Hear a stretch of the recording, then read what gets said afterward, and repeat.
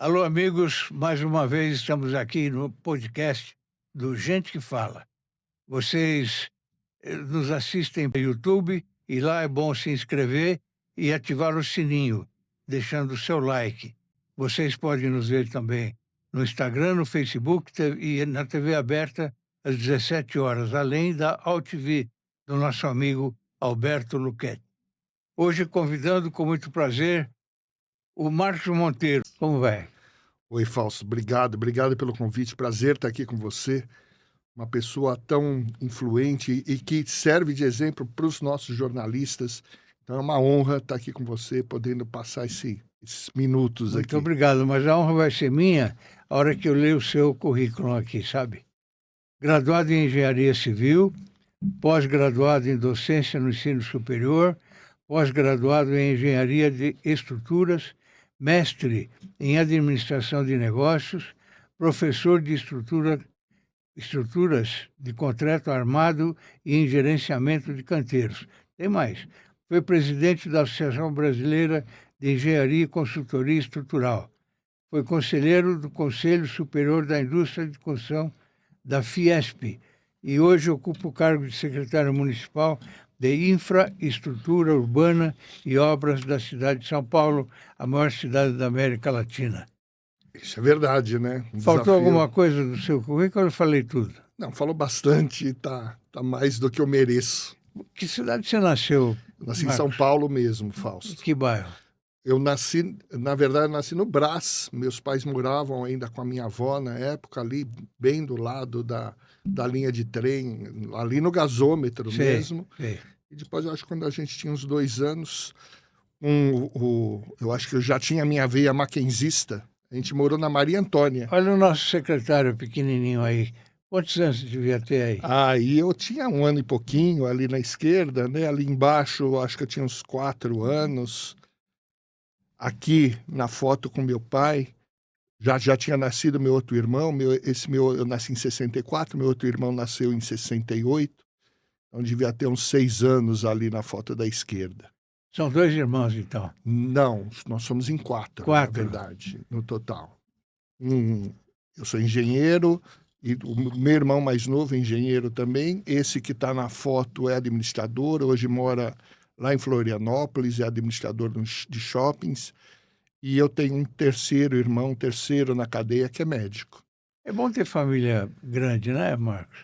Fausto, olha, isso é essencial. A minha família, meu pai faleceu quando eu estava no primeiro ano da faculdade, na verdade, quando eu entrei, no ano que eu entrei no Mackenzie, foi o ano que eu peguei exército.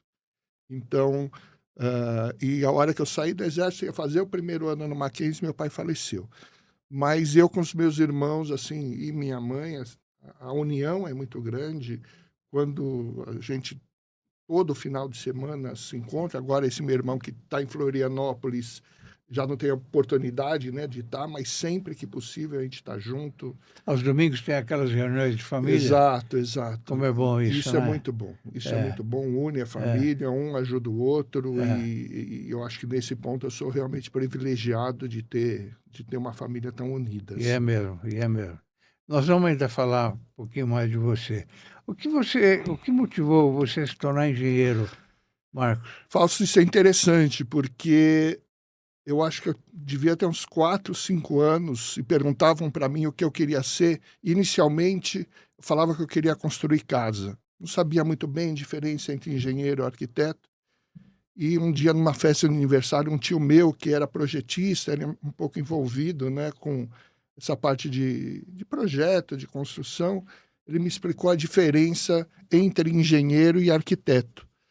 E a partir daquele momento eu tive certeza, não, eu quero ser engenheiro. Engenharia mesmo. Casei com uma arquiteta, mas eu fui para o lado de engenharia. A gente está vendo umas fotos da minha formatura no Mackenzie, isso foi em 88.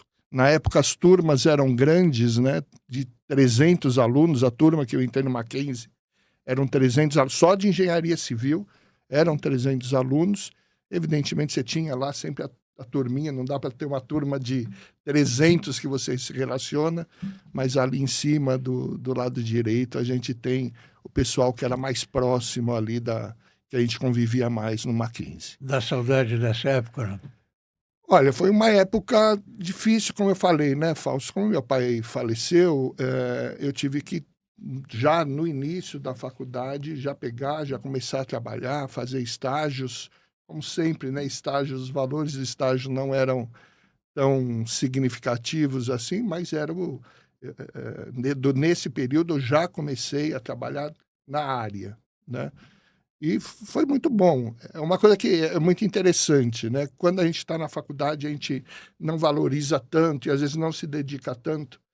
E todo mundo que passa pela universidade, depois você conversa de 4, 5, 6 anos, o pessoal fala, poxa, talvez eu devesse ter me dedicado um pouquinho mais, porque era o momento que eu tinha para me aprofundar, para aprender, e depois você cai na rotina do dia a dia e não consegue mais ter esse tempo, né, para estudar. Mas foi um período muito bom, um período de uma turma que eu tive lá no Mackenzie, que até hoje com a internet facilitou muito. Claro, né? claro. A gente tem grupo de WhatsApp, tem se E até encontrado uma vez tão por bom ano. reencontrar, né, as pessoas Sim, sem do dúvida, passado, né? ver as experiências. E é lógico, né? Muita gente continuou na área, então, continuando fazendo contatos profissionais. Então, tem sido muito bom, né? Hoje, continuar com contato com o pessoal e fazer esses encontros que a gente tem lá do Mackenzie. E você se especializou em engenharia de estruturas, De né? estruturas. Lá pelo meu terceiro ano, eu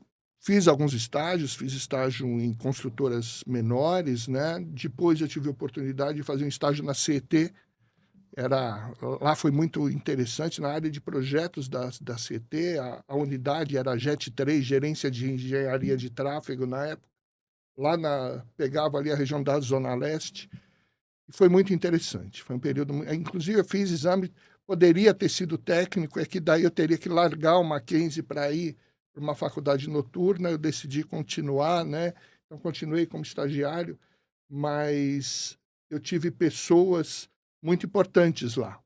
Em especial, um gerente, eu acho que é interessante isso, se chamava Daniel, que era o gerente da área de projetos. E ele me ensinou, eu gostaria até de voltar a ter algum contato com ele para agradecer, porque ele me falou 2 frases que eu guardei até hoje para o resto da minha vida.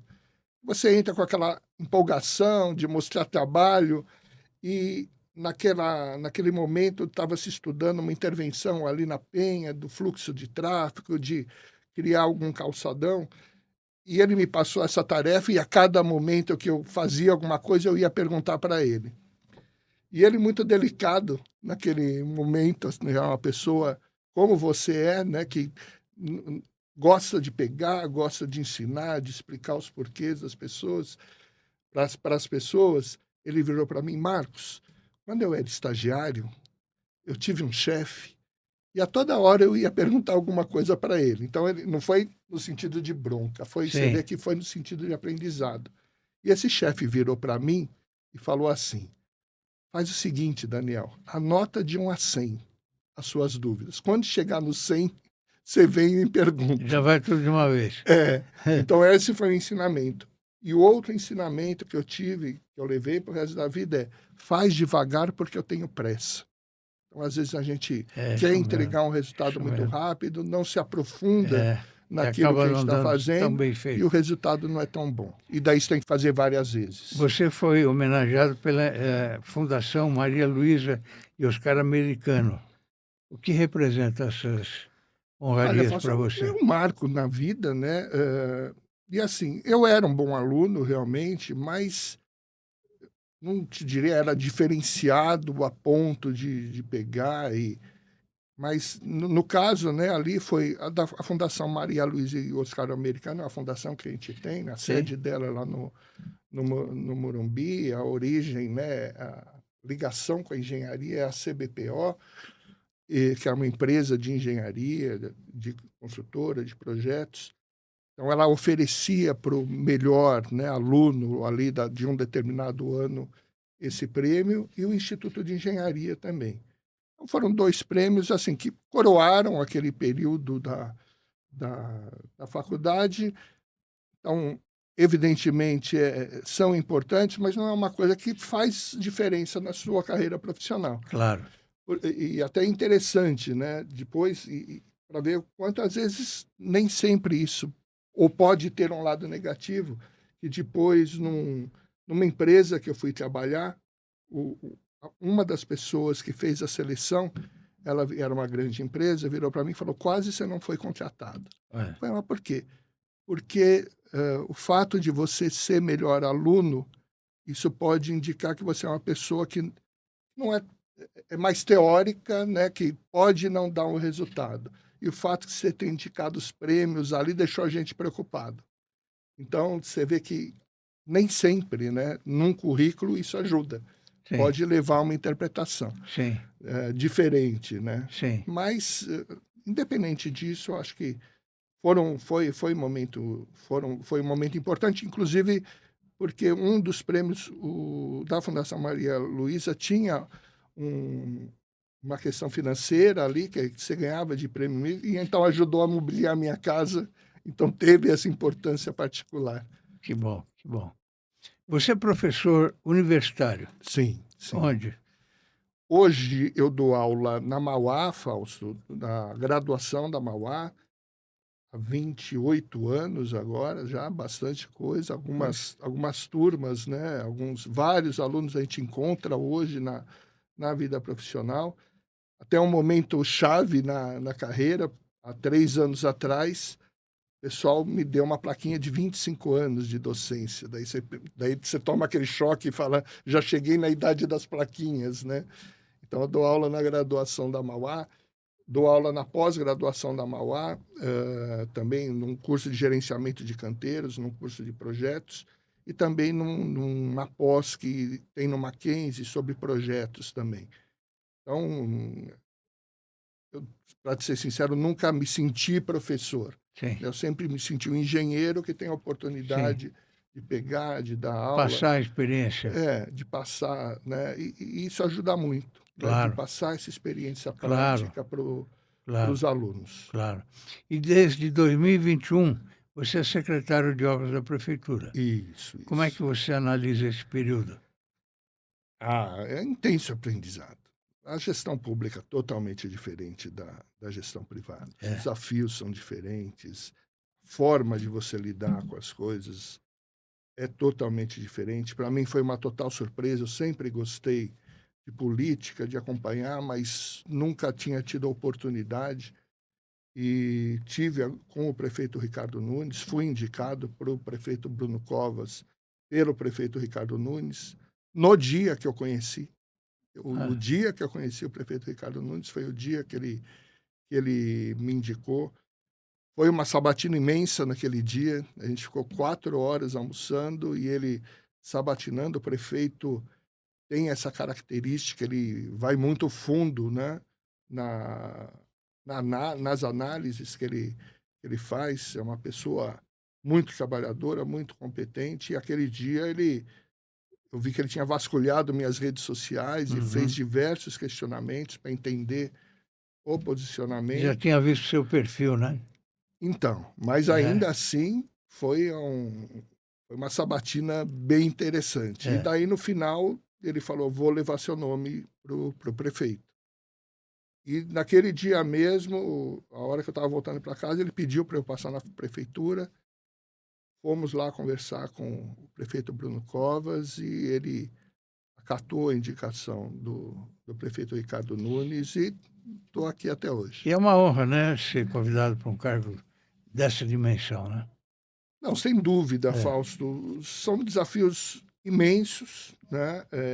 Muita coisa para se fazer, mas desde o primeiro momento, eu acho assim, a hora que você estrutura a sua carreira profissional de um determinado forma, né? E tem muita gente competente do seu lado. Então, apesar de ter sido assim, muito de surpresa, eu tive tranquilidade desde o início e desde o início conversei com várias pessoas, porque isso é uma coisa que eu tinha certeza. Eu sentia isso quando eu estava na iniciativa privada, né? Que a gente às vezes quer ajudar, né, a gestão municipal, o município, de alguma forma, e a gente não encontra os caminhos.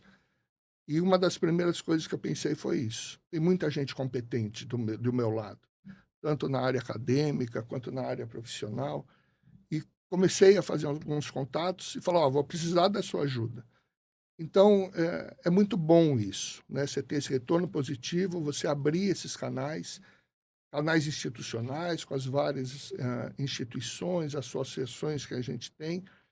Então, não é isso me deu muita tranquilidade. A hora que tem dúvida, de ver o caminho, saber que tem essas pessoas orientando, ajudando, e é isso que a gente vem Você fazendo. levantou a bola agora para eu falar sobre o Marcos Friesman. Mauro Friesman, desculpe. Ele ficou conosco 7 anos apresentando Gente que Fala, um senhor apresentador. E você foi várias vezes ao programa. Perfeito. Gente que Fala tem 24 anos. Você foi, nos últimos anos, você foi várias vezes. E houve uma empatia entre você e o Mauro, o que eu acho excelente, porque é um jornalismo sadio, não é? Sim, Que a sem gente dúvida. pratica. E talvez, eu tenho certeza, talvez não tenho certeza, de que foi essa a razão de você ter chamado o Mauro para assessorá-lo. Foi muito importante, Fausto. Em todas as entrevistas que a gente teve com o Mauro, as pautas sempre foram propositivas, e com perguntas coerentes, com perguntas consistentes, não só pergunta chapa branca, no sentido de vamos fazer inflar, média. Fazer média, não era isso, era fazendo questionamentos corretos, importantes, de assuntos importantes, e evidentemente isso cria, né, uma proximidade com o entrevistador, e quando o Mauro teve essa disponibilidade, primeiro a gente pensou, bom, o Mauro é uma pessoa muito experiente, talvez ele possa ajudar muito na comunicação da prefeitura como um todo. Mas daí sugeriram para mim, poxa, por que você não leva aí para a secretaria? Vocês estão fazendo tanta coisa, tantos trabalhos importantes, ter uma experiência, uma pessoa experiente com vocês seria importante, e assim foi feito. O Mauro está com a gente já há mais de meio ano. Passa rápido, não? O Mauro está aqui com a Quase. gente, está aqui me soprando as Ele coisas. está aqui assistindo a entrevista. Na sua visão, quais políticas públicas na área de infraestrutura urbana mais carecem em São Paulo? Eu vou te falar, hoje na secretaria, nós temos algumas. O escopo da secretaria, né, as ações que a gente trabalha. Uma dessas ações são as obras de drenagem, as obras de contenção, de redução de alagamentos, de contenção de margem de córrego, de contenção de encostas também. Trabalho nas áreas de risco é outro trabalho muito importante que a gente tem feito. Importantes obras de mobilidade, a questão da recuperação, né, e da intervenção nas obras de pontes e viadutos. Então, basicamente, a atribuição da secretaria na cidade de São Paulo é essa. Nós também, através da SP Obras, que é uma empresa indireta que está dentro da árvore de CIURB, a gente também executa obras para outras secretarias, como, por exemplo, para a Secretaria de Educação. Então, todo o programa hoje de reforma, recuperação, construção de novas unidades da educação, elas estão também, né, a cargo da Secretaria e da SP Obras. Então, são desafios importantes, são necessidades importantes da cidade. Outros programas importantes que estão em andamento, e daí já não são da Secretaria, da CIURB, mas, na medida do possível, a gente trabalha em conjunto com as outras secretarias. Todo o programa de novas unidades de saúde, UPAs e UBS, que é um programa executado pela Secretaria de Educação. Todo o programa de recapeamento e tapa-buraco da cidade, que é uma coisa que impacta muito a população, tanto para quem tem o automóvel próprio, para quem anda em transporte coletivo. Atribuição da Secretaria de Subprefeituras, um trabalho importante que eles têm feito. Você tem unidades esportivas, que a Secretaria de Esporte executa as obras dela, mas as três questões que eu entendo que impactam diretamente a população, o sentimento da população, é a questão dos tapa-buracos, né, que a subprefeitura tem recuperado uma quantidade muito grande de vias. é a questão dos moradores, pessoas que não têm habitação, né, que hoje estão na rua. A prefeitura, com a Secretaria de Desenvolvimento Social, com Direitos Humanos, tem feito um trabalho muito grande de abrir novas vagas, de convencer essas pessoas a irem para os abrigos. A prefeitura tem o projeto Reencontro, que são essas vilas em que são abrigadas as famílias, e daí, dentro dessas vilas, você tem todo um trabalho laboral ali, de horta, você tem a questão de capacitação profissional também, para você dar autonomia para essas famílias, e a questão do lixo, dos resíduos sólidos. Hoje, na cidade, você tem um órgão chamado SP Regula, que ele cuida dos grandes contratos da cidade, e um deles é a coleta de lixo.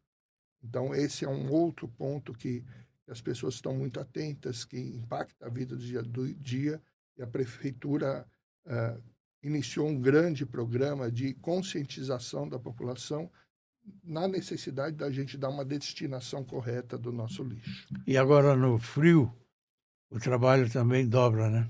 Você vê que desde a gestão passada, Fausto, o prefeito tem tido essa preocupação muito grande de, nesses eventos extremos, você dar um atendimento. Então, desde o início, lá, 2021, a gente estava em pandemia. Eu lembro que logo no meu primeiro ano, eu fui visitar tendas que, na época do frio, já serviam, né, uma alimentação, ou uma bebida quente, ou chá, ou café, ou leite, né? Já davam lá alguma alimentação, já distribuía cobertor. Então, isso tem sido uma preocupação da gestão e do prefeito Ricardo Nunes desde lá o início. Como você tem hoje tendas, quando você tem a umidade do ar muito seco, de você distribuir água. Então, são várias ações que a prefeitura tem feito quando você tem esse evento climático extremo. A drenagem urbana é uma das coisas que o prefeito mais quer fazer, né? A drenagem urbana é um desafio enorme. Nós lidamos com uma situação que todo dia muda, né? Uma, pelos eventos climáticos extremos. A gente tem histórico de chuva na cidade, e a gente tem notado um aumento de volume de chuva ano a ano, com chuvas mais concentradas. Então, o volume é maior, a chuva é mais concentrada. Então, isso é um desafio que a gente tem que estar reestudando toda vez. E você tem a questão da impermeabilização da cidade. Então, quando a água infiltra numa determinada região e você impermeabiliza ela, essa água passa a correr por cima. Então, ela chega mais rápido nas regiões mais baixas. Então, você tem um aumento de chuva e a água chegando mais rapidamente nas regiões mais baixas, você acaba tendo os problemas de alagamento. Mas hoje a gente tem estudos técnicos, a gente tem um contrato com uma fundação da USP, que se chama FCTH, Fundação do Centro Tecnológico de Hidráulica, onde a gente estuda cada uma das bacias hidrográficas da cidade. Hoje nós temos já mais de 60% da cidade mapeada, estudada. Até o final dessa gestão vamos ter todos os cadernos da cidade totalmente mapeada, e a partir desses estudos, que estão lá no site da CIURB, chama Cadernos de Bacia Hidrográfica, onde a gente apresenta a solução, né? Todas as obras que têm que ser feitas para que a gente aumente a resiliência de cada uma dessas regiões. Então, hoje a gente deve ter propostas, cerca de 200, 300 obras no caderno, e a partir dessas obras a gente prepara o plano diretor de drenagem. Então, a gente pega as obras mais importantes, traz ali para o caderno, porque a gente não pode proteger uma região e deixar outra desassistida. Então, por isso que a gente prioriza as obras, a ordenação. De que forma que é isso? Isso está no plano diretor de drenagem. A gente vê a vulnerabilidade da população. Quer dizer, as pessoas que estão em regiões mais carentes possuem uma nota maior, um peso maior. Aquela obra, quantas pessoas ela atende, a questão de qual mancha de alagamento, né? Quanto a gente consegue reduzir o alagamento com essa obra. Então, são vários critérios sociais, técnicos que a gente leva em consideração, e com isso a gente tem um peso para cada uma das obras e classifica as obras. Então isso é um trabalho que está pronto, está lá no site da CIURB, da ordenação das obras, de que forma que a gente desenvolve, em que ordem a gente desenvolve tanto os projetos quanto as obras. Porque é muito difícil, né, Fausto, a gente virar para as pessoas que moram numa determinada região, fale, olha, a tua obra ou a tua região tem estudo, está contemplada, mas eu tenho que fazer essa outra primeiro. E quando você não tem um critério muito objetivo, mas por que a outra região primeiro e não a minha? Hoje, pelo menos, a gente tem um critério claro para mostrar para as pessoas. Fala, olha, os motivos são esses, elas podem pegar, estudar, mas e com isso a gente também consegue organizar melhor os trabalhos da Secretaria de contratação de projeto, de contratação das obras, e como você falou, o prefeito, você pegar a grande maioria das obras da Secretaria, elas estão nas periferias, principalmente as obras de drenagem. O prefeito tem uma sensibilidade muito grande com relação ao atendimento dessa população, e de que forma, né, o mais importante desse incentivo é você ter recursos para executar essas obras. Então é isso que a gente tem conseguido. E a inteligência artificial já chegou à secretaria, não? Já chegou, Fausto. A gente já tem feito algumas coisas, principalmente levantar históricos de obra, porque hoje a inteligência artificial é muito competente em varrer a internet e te trazer informações. Então a gente tem conseguido um histórico muito importante, e por isso que a gente tem conseguido dar uma agilidade bastante grande nos projetos. E muitos dos projetos eram projetos antigos, alguns que ficaram esquecidos ou que faltavam acabar a construção deles. Então, uma das coisas que a gente fez, principalmente nos 4 primeiros anos de gestão, foi pegar essas coisas que estavam meio adormecidas ou que estavam enroscadas e a gente desenroscar, complementar, atualizar e colocar para frente. Então, isso gerou inúmeras obras que a gente retomou, por exemplo. Então, a gente retomou o ano passado, mas as obras efetivamente começaram agora, porque a gente teve que compatibilizar projetos, o túnel da Chucre Zaidan. No ano passado, ou retrasado, a gente retomou a ponte Piritubalapa, ali na Marginal Pinheiros, que estava paralisada pela Justiça. Nós estamos com a licitação agora da Avenida Roberto Marinho. Então, muita coisa a gente deu continuidade de coisas que já vinham caminhando há alguns anos na prefeitura, às vezes 10, 15 anos, e que não se dava terminalidade, não se conseguia iniciar a obra. Na Chucri Zaidan, eu passei ontem lá e vi muita gente trabalhando. Sim. Agora a gente começa, porque ali quem passa via aqueles emboques dos túneis, né, que já estavam executados, mas a parte mais importante, que era o túnel, não estava nem escavado, né? Então fizeram os emboques ali na época. Eu acho que a obra paralisou, se eu não me engano, em 2017, e para dar continuidade a gente teve que resolver. Por isso que demorou, a população da região cobrando, não, mas vocês vieram aqui, retomaram, mas a gente não está vendo ninguém trabalhando. Porque a primeira fase era resolver essa questão dos projetos com as concessionárias.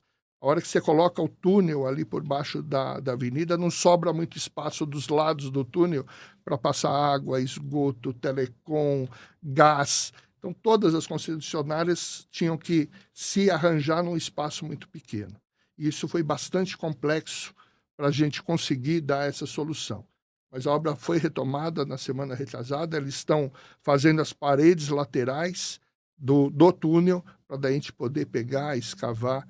É a fase mais delicada da obra, mas isso já começou. Amanhã, inclusive, vou até a obra ver como que os trabalhos estão andando, mas as notícias que a gente tem é que realmente estão bastante gente na obra, os trabalhos estão caminhando bem. E a segunda fase da Avenida Santo Amaro?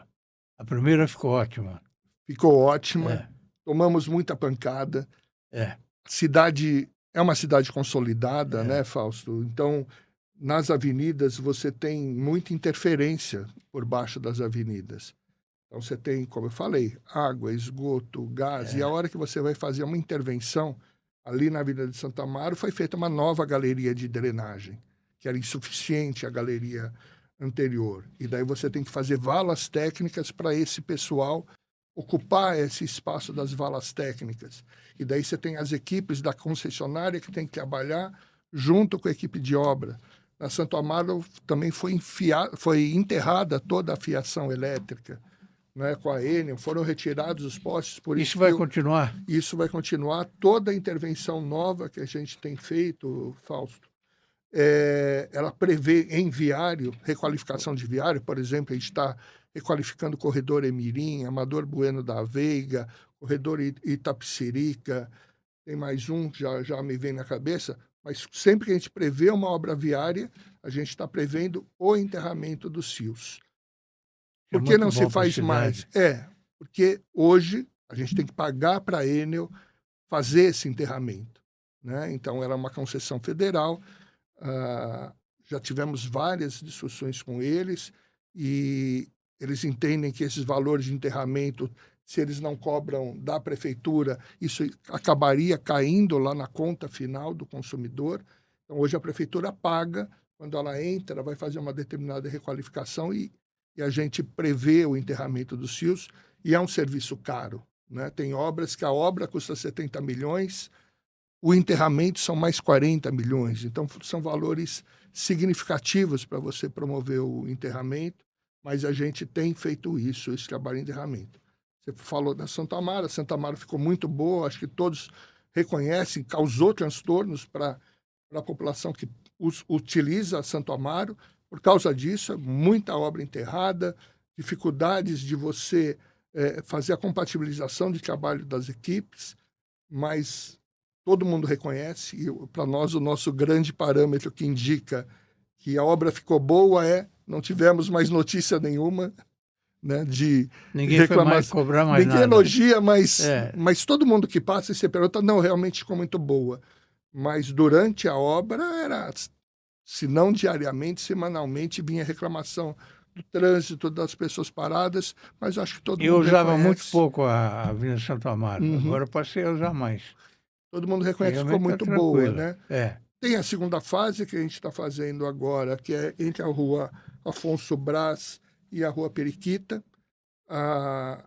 Teve um aprendizado dessa primeira fase da obra, de como fazer, né, as interdições, como conduzir os trabalhos. Então, tem sido muito mais tranquilo e a gente está licitando a terceira fase da obra, que vai da rua Periquita, daí até a Avenida dos Bandeirantes. E sobre a mobilidade em São Paulo, o que você tem a dizer?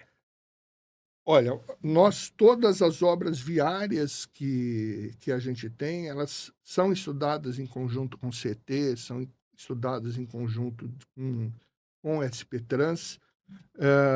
Nós temos, eu falei de algumas obras, né? Então, falei da Ponte Pirituba-Lapa. Nós estamos acabando de instruir para fazer uma nova licitação do túnel Sena Madureira, que é uma obra importante para esse eixo viário da cidade, e a gente está resolvendo alguns pontos que eram os mais polêmicos. Essa obra? Olha, o contrato era um contrato antigo, Fausto, e se retomou, como a gente fez em outras, se retomou, no caso, a SP Trans estava conduzindo, ela foi retomada, e teve vários questionamentos com relação à sustentabilidade e à questão do atendimento das comunidades que vão ter que ser retiradas, né, ali do lado da Chácara Clabim. E esses movimentos, né, foram assim, bastante, esses questionamentos foram bastante fortes, e o prefeito entendeu de que, se a coisa evoluísse, poderia causar a paralisação da obra, que é a pior situação para a gestão pública, para a população, você ter uma obra no meio parada. Isso gera custos para a cidade, manutenção de segurança. É a obra mais cara que tem, é a parada, né? Exatamente, é a obra mais cara que tem. Então, o prefeito entendeu que seria melhor, então, cancelar, né, o contrato anterior. Nós estudamos e melhoramos muito as questões do fluxo viário, da questão da sustentabilidade. Várias árvores que seriam cortadas, a gente hoje, né, reduziu muito a quantidade de árvores cortadas. Estamos fazendo um trabalho bastante grande com o SEAB para dar um atendimento adequado para a população que mora ali nas comunidades. Então, e com isso a gente entende que a gente melhorou muito, né, o projeto. Vamos ter audiências públicas, consulta pública para apresentar para a população, incorporar alguma sugestão para que a gente siga com essa obra importante para a cidade. Essa obra deve, na sua visão, deve durar quanto tempo? Se eu não me engano, a licitação não foi publicada, mas é coisa de 2 anos essa obra. 2 anos. Isso. 2 anos. É uma obra grande, né? Uma Ainda obra vai complexa, pegar a gestão atual. Sim, ela é uma obra complexa, ela passa por baixo da linha do metrô, então ela tem algumas complexidades, a gente tem que tomar muito cuidado. Integrar ônibus, metrô e trem. Como está essa parada aí?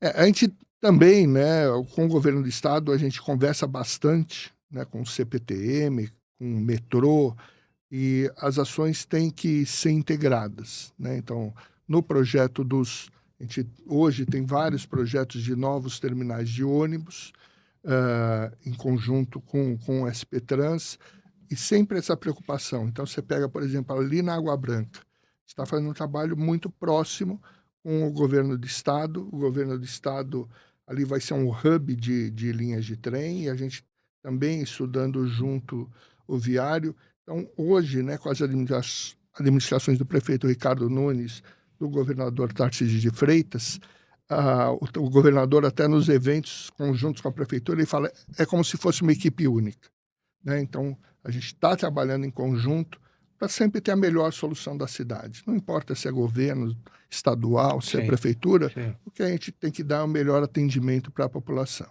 Sim.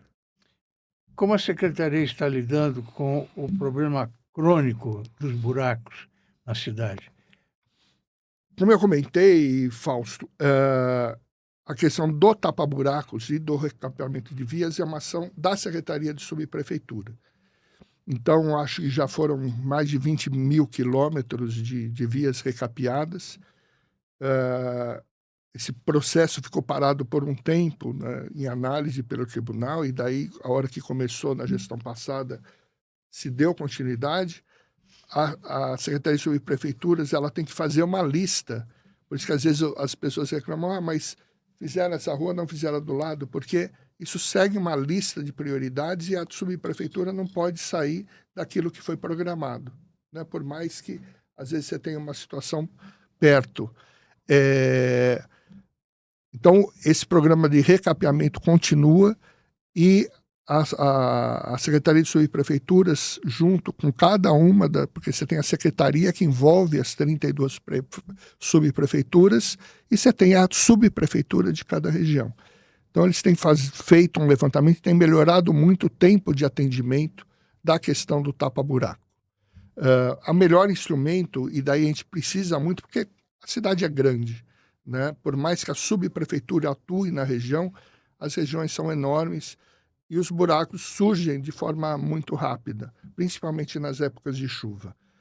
Então, o melhor instrumento, e nós mesmos somos instruídos quando a gente vê uma situação dessa, é registrar no SP 156, aquele buraco 156. com uma foto. Então, SP 156, você tem acesso por telefone, você tem acesso pela internet, inclusive pelo celular, você tem aplicativo no celular. Então, é a melhor forma de pegar, de registrar essa necessidade. Ajudar, inclusive. Exato, para mapear, né, essas situações. Eu mesmo fiz, acho que no mês passado, não era propriamente um buraco, mas na Celso Garcia você tinha uma ondulação no asfalto. Então, o pessoal pegou, fez o asfalto ali, e com o trânsito pesado, acho que o asfalto não estava curado ainda, e formou uma onda no asfalto, e as pessoas em cima de uma faixa de segurança. E as pessoas iam atravessar na faixa e tropeçavam, que tinha um morrinho ali, né? E eu fiz, e daí não, é porque foi o secretário. Não, eu me cadastrei como um munícipe. E peguei, mandei a foto, eu acho que depois de uma semana já tinham feito ali a raspagem e recuperado o asfalto. Quais são os critérios para priorizar obras na cidade de São Paulo? Esse é um trabalho que a gente tem feito muito na secretaria. Lógico que eu vou falar especificamente da nossa secretaria. eu comentei das obras grandes de drenagem. Quando a gente fala drenagem, a gente está falando de obras de canalização, de córregos. E nessas obras de canalização, uma coisa importante, que às vezes as pessoas ficam preocupadas, vão fechar o córrego. Hoje a gente não pode fechar mais córrego, isso é uma orientação da CETESB. Então, antigamente era comum, né, você canalizar um córrego, fechar, construir uma avenida por cima. Hoje não é mais possível fazer isso. Quando a gente canaliza um córrego, a gente não pode mais tamponar ele tem que ficar aberto. E a gente tenta cada vez mais empregar soluções que a gente chama soluções baseadas na natureza, que aquela obra se integre à paisagem da região, que a gente dê soluções mais naturais, soluções mais verdes. A gente tem empregado. E tem a questão dos reservatórios e dos piscinões, que também são as grandes obras de macrodrenagem, às vezes muito contestadas por pessoas, né, que se colocam como especialistas, mas nesses trabalhos que a gente tem desenvolvido com o FCTH, fica muito claro que você não tem uma solução tão eficiente, tão rápida e que ocupe um menor espaço quanto um reservatório, um piscinão. Você tem absorção imediata da água. O pessoal fala, mas façam jardins de chuva.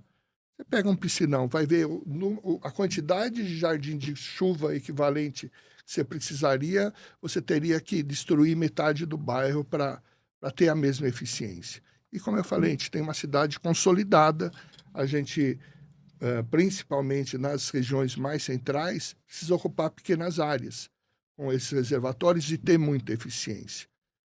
Nas regiões mais periféricas, a gente tem adotado soluções mais verdes, mas, como eu comentei, baseadas na natureza. Temos várias experiências desse tipo. Mas nas regiões mais centrais, a gente tem que ser mais objetivo, mais eficiente. E daí, nas obras de drenagem, como eu comentei com você, nós preparamos o plano de diretoria de drenagem baseado nesses critérios e, com isso, a gente ordena as obras. Outra coisa que a gente fez na gestão, que é bastante importante, lá no início, lembrando que em 2021 a gente estava em pandemia, nós começamos a executar obras em áreas de risco. Obras em que a gente estava com risco de escorregamento de encosta, obras que a gente estava em risco de escorregamento da margem de córrego, levando as casas juntas, e a gente fez diversas obras emergenciais, sempre por solicitação da subprefeitura e com um laudo da Defesa Civil. Então, essas demandas... É necessário fazer isso e pronto. E com uma característica muito importante, né? Essas obras não podem ser no córrego inteiro. São obras localizadas no trecho de risco, né? E para a gente conter aquela situação emergencial. Fizemos várias. Graças a Deus, nesse período de lá do início da gestão até hoje, nós não tivemos nenhuma morte por queda de encosta ou por queda de margem de rio, né? Então, a gente entende que foi uma medida importante na cidade, mas em paralelo a essas obras emergenciais, porque os processos licitatórios, eles são demorados. Você precisa fazer projeto, Sim. licitar obra, então daí você tem a execução da obra, e quando a gente está falando numa situação de possibilidade de escorregamento de encosta, possibilidade de escorregamento de margem de rio, principalmente em época de chuva, isso pode acontecer amanhã, né? A gente veio construindo, entendendo que a obra emergencial é necessária, mas não é a solução para tudo. A gente veio construindo um plano municipal de redução de risco, em conjunto com a Secretaria de Segurança Urbana, e contratamos 126 projetos para atuar em áreas de risco. Então, num primeiro momento, a gente deu a solução de curto prazo, ou atuamos, né, de forma urgente, onde estava com risco maior, mas hoje a gente está finalizando esses projetos em áreas de risco. Contenção de encosta, contenção de margem de córrego. Esses projetos começam a ser licitados agora, já temos 14 para publicar daqui a pouco, 11 obras de contenção, mais 3 obras de contenção ou de canalização. Essas de canalização, a gente um trabalho muito intensivo junto com a SEAB, porque implica, em algumas situações, na necessidade de realocar algumas pessoas, e em 3 áreas importantes da cidade: a comunidade do Tanque, na Zona Leste, Camarazal, ali na Zona Oeste, e o Córrego do Bispo, ali na Zona Norte. E mostrando todo esse comprometimento da gestão, da gente melhorar a vida dessas pessoas que moram nessas áreas de risco R3, R4, que são as áreas de risco mais preocupantes, né, com maior gravidade para a cidade. Os problemas são gigantes, do tamanho de São Paulo. Né? E daí eu comentei isso porque também nas obras de áreas de risco a gente fez a mesma priorização, né, de dar uma pontuação de acordo com o tamanho do risco, quantidade de pessoas que moram na região, e com isso a gente estabeleceu uma ordem de execução dessas obras, e hoje Tribunal de Contas, Ministério Público nos fiscalizam com base nessa lista, que a gente siga essa lista e dê transparência nessa priorização das obras. Não falamos ainda do Centro Histórico, né? Não falamos do Centro Histórico. Vamos falar? Vamos falar. É uma ação que não envolve só a Secretaria, a CIURB, é uma ação muito mais abrangente da Prefeitura da cidade de São Paulo. Era uma meta do prefeito Bruno Covas, continuou sendo uma meta da gestão do prefeito Ricardo Nunes. A bandeira da gestão para essa área se chama Todos pelo Centro. Quem tem levado à frente essas ações, o secretário Fabrício Cobra, da Secretaria de Subprefeituras, que na gestão passada ele era o secretário da Casa Civil, já capitaneava essa ação. E por que você tem que ter uma ação coordenada, né, por várias, e trabalhada por várias secretarias? Eu acho que isso é uma outra coisa que a gestão do prefeito Ricardo Nunes tem levado adiante. Essa união das secretarias para não dar apenas soluções pontuais, mas dar uma solução mais abrangente, envolvendo as várias áreas. Então, no Todos pelo Centro, você tem ações da Secretaria de Subprefeituras, SP Urbanismo, incentivando o retrofit de edifícios, incentivando a volta da habitação lá para o centro de São Paulo, para a gente voltar a repovoar. Você tem incentivos fiscais de ISS na construção de prédios, principalmente habitações de interesse social. Você tem as ações sociais de atenção à população que hoje mora na rua, fazendo convencimento da importância que essas pessoas vão para os abrigos, vão para as vilas reencontro. Você não pode obrigar as pessoas. Muitos não querem ir, né? Muitos não querem ir, mas a gente não pode normalizar e achar que a melhor coisa que você pode oferecer para aquela pessoa é deixar ela na rua. Então, as equipes sociais de atendimento social da prefeitura é um trabalho ininterrupto, todos os dias, tentando convencer essas pessoas.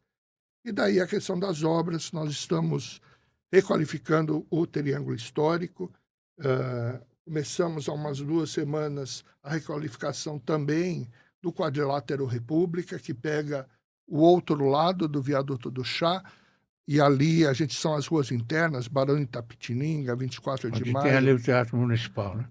O Teatro Municipal está fora dessa requalificação do Quadrilátero, mas com isso, e quando a gente fala requalificação, não é só troca de piso, está sendo refeita toda a drenagem, está se incluindo valas técnicas para as concessionárias. Hoje, no piso existente, a gente tem muito problema de concessionária, em especial de telecom, que rasgam aquele piso para passar fiação, e daí a recuperação não é feita de forma adequada. Então, com o piso de concreto, mas com a vala técnica, eles vão ter que começar a passar seu cabeamento nesses locais, para que a gente não tenha a quebra do piso, e daí toda uma repaginação da superfície. Novos bancos, novos equipamentos urbanos, totens com informação turística, iluminação cênica nos prédios históricos, com um relato do que é aquele prédio, qual a importância dele para a cidade. Então, e toda a colaboração dos comerciantes do centro, em especial da associação comercial, para que a gente tenha um centro requalificado E a questão de segurança também, né? Então, hoje, o Smart Sampa ajudando muito nessa fiscalização, nesse olhar para o centro. E quem tem vindo para o centro, muita gente ainda não acredita quando ouve as notícias que o centro está muito melhor. Convida essas pessoas a virem conhecer. Elas vão ver que hoje a segurança é muito grande. Temos um policiamento, temos as câmeras do Smart Sampa. E hoje é normal você ver coisa que, sei lá, um ano você não via. É normal você ver a pessoa falando no celular ali nas ruas do centro, porque você já tem esse sentimento de segurança. Sim. O Roberto Ordini, presidente da associação, deu uma entrevista aqui e falou bastante sobre o centro. E o que a gente percebe é que vocês estão realmente falando a mesma linguagem, né? Sim. Então, a população pode aguardar por melhores tempos no centro da cidade. O Palácio do Governo vai para lá e vai ajudar muito, né? Vai para lá, ele está um pouquinho deslocado desse centro que a gente comentou agora, ele vai ficar ali nos Campos Elíseos, Sim. né? Onde era, né? E é verdade, Onde né? era. Então ele vai ali, é um complexo grande, bonito, imponente, vários prédios comerciais, o projeto está em andamento já. Eu não lembro para quando, se eu não me engano, é para 2030 de você ter esse complexo pronto, mas vai ajudar muito nessa recuperação. A gente teve todo esse trabalho que foi feito ali na Cracolândia, na favela do Moinho. Então, hoje você já tem uma revitalização. Eu estava conversando outro dia com a população da região e as melhoras são indiscutíveis que você está tendo. E agora, com essa perspectiva da instalação de todo esse complexo e da instalação, que é outro projeto que está em andamento na prefeitura, do VLT do centro, são 2 linhas de VLT que vão ser circuitos fechados ali, que vão pegar todo o centro de São Paulo e também dentro dessa integração que a gente está falando, vai tangenciar todo o complexo administrativo VLT do governo quer dizer estrutural. o quê? O VLT é veículo leve sobre trilho. Sim. Não está definido o modal ainda, mas são aquelas composições não é um metrô, não é linha exclusiva, então ela usa, né, o próprio viário ali da região, são composições menores, como tem no Rio de Janeiro, por exemplo, como tem em Santos, e a gente vai ter agora esse VLT atendendo o centro de São Paulo. Outra coisa no centro que a gente está para publicar é a revitalização do Viaduto do Chá, do entorno do Municipal e da Praça do Patriarca, outra obra importante. Nós fizemos a revitalização do Santa Efigênia. No início, muita preocupação dos arquitetos, dos urbanistas, de haver a descaracterização. Mas uma coisa que a gente procura, toda vez que a gente tem a oportunidade de conversar, mostrar. Os técnicos da prefeitura são técnicos muito bons, uma formação muito boa, com uma preocupação da cidade muito grande. No Santa Efigênia, houve todo um trabalho de recuperação histórica do viaduto, de você utilizar materiais adequados e que a recomposição desses materiais do jeito que foi feito, em especial o piso. As pastilhas que foram colocadas lá foram desenvolvidas especialmente com uma fábrica para elas serem, né, no mesmo modelo, do mesmo tamanho, com as mesmas cores, com a mesma composição do original do viaduto Santa Efigênia. A mesma coisa vai ser feita agora no viaduto do Chá. A recomposição da Praça do Patriarca também, recuperação do piso, uma polêmica que surgiu esses dias, se ia ou não retirar a marquise do arquiteto Paulo Mendes da Rocha. Não existe essa possibilidade, ela vai ser recuperada, que ela possui, né, sinais de deterioração, então ela vai ser recuperada, repintada, para que a gente requalifique a Praça do Patriarca da forma que ela foi projetada. Ela passou por alguns momentos na história, mas lá na década de 90 teve esse projeto do arquiteto Paulo Mendes da Rocha, que vai ser respeitado, né? Então, os arquitetos, os urbanistas não precisam se preocupar quanto a isso, da prefeitura não respeitar essa história. Então, os técnicos da prefeitura estão muito focados nesse sentido, né, de a gente respeitar a história da cidade e dar continuidade com a melhoria desses equipamentos. Por falar em continuidade, a Avenida Roberto Marinho terá continuidade. A Roberto Marinho é outro projeto, está publicado já. O projeto que hoje está sendo publicado, porque o projeto anterior ele envolvia um viário, um parque linear, e envolvia um túnel em paralelo. Hoje o projeto foi simplificado para a gente conseguir viabilizar, então a gente vai ter esse parque linear, vai ser resolvida toda a questão de drenagem ali na região, todo um projeto de habitações de interesse social para a gente poder realocar as pessoas nas comunidades que a gente tem ali, e ao fim da avenida, um túnel mais curto de ligação com a Avenida Imigrantes. Vai ser um complexo viário Roberto Marinho. O complexo viário envolve isso, né? Envolve essa via dos dois lados ali do córrego, e ao final a gente vai ter esse túnel, um túnel bem mais curto do que o projetado anteriormente, que vai fazer a ligação com Imigrantes. Então daí você vai ter essa ligação viária importante com a rodovia dos Imigrantes. Vai melhorar trânsito e tudo mais. Então também outra obra, né, Fausto, que estava parada há muito tempo e que em breve a gente vai ter a continuidade dela. Nós estamos chegando ao final do programa, mas me contaram que você toca piano. Eu não diria que é bem esse o termo, né? Toco piano. Eu comecei a estudar piano, acho que eu tinha uns 9, 10 anos de idade, porque eu tinha uma vizinha que era mais nova que eu, 7, 8 anos, que já tocava piano, e eu achava sensacional, insisti com meu pai e com a minha mãe, eu queria estudar piano, e eu estudei em conservatório, né? Conservatório, você tem uma visão mais clássica, da música clássica, teoria musical, e eu acho que eu fiquei uns 4 anos no conservatório, e era muito... São coisas na vida que no momento a gente não vive, mas eu participava de concursos, e concursos eram momentos de tensão, você não podia errar uma nota na frente de uma plateia, então isso foi uma coisa que me deu, né, esse sentimento de pegar, enfrentar pessoas, enfrentar a plateia, ainda muito novo. E é um hobby hoje, né? Hoje é um hobby, né? Durante muito tempo...